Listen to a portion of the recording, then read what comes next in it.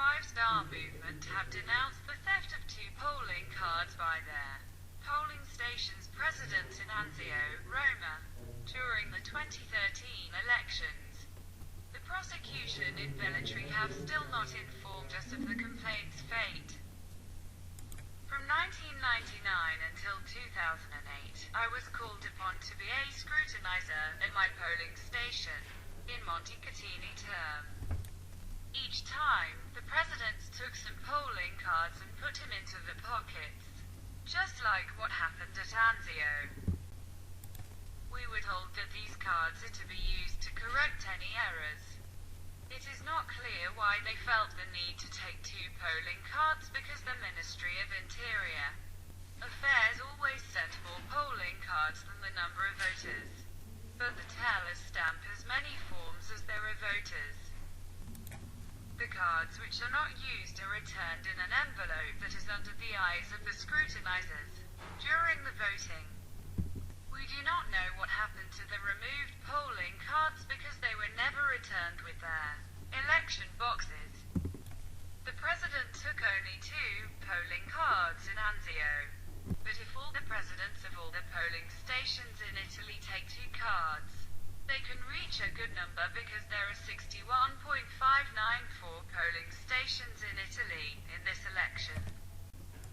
Instead, we do not know what happens at the prefectures which transmit data to the Ministry of Interior Affairs because we have no control in the passage. We know through Facebook that the mayor of Aglieacute Torino has ordered a test of the indelible pencil used to cast your vote in Italy and has opened a criminal case. It is definite that there is ongoing electoral fraud in Montecatini term, in which they have taken away the right to vote from the electoral owning the electoral card number 026255417 because the same person denounced the corruption going on at the municipality of Montecatini term and Pistoia court. The curator judge of Pistoia, Giuseppe Ciccarelli, prohibited the elector to contact the public administration to make complaints throughout their national territory, and also removed her right to vote.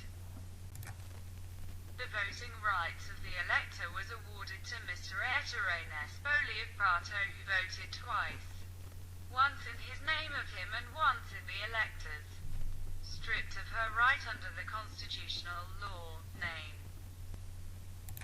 Mr. Nespoli exercises the voting at will without disclosing his choice to elector in question.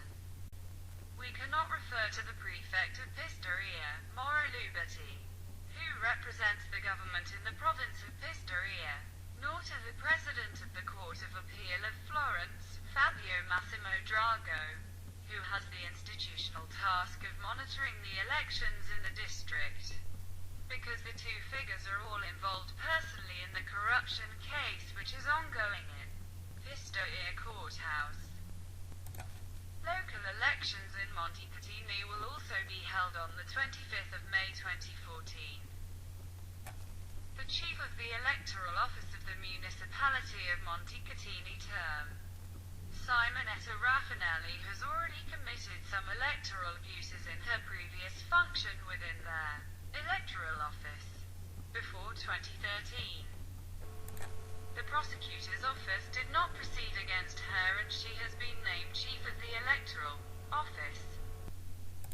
As a result, Simonetta Raffinelli has become blackmailable and has been paid to generate false public acts regarding the 2013 elections on February 25th, and then made other false documents at the registry office of Montecatini term, which were used to cover judicial corruption pending at the court of Pistoia. We cannot denounce the abuses of the executive electoral officer, Simonetta Raffinelli, because of the effect of the decision of the probate judge Giuseppe Ciccarelli.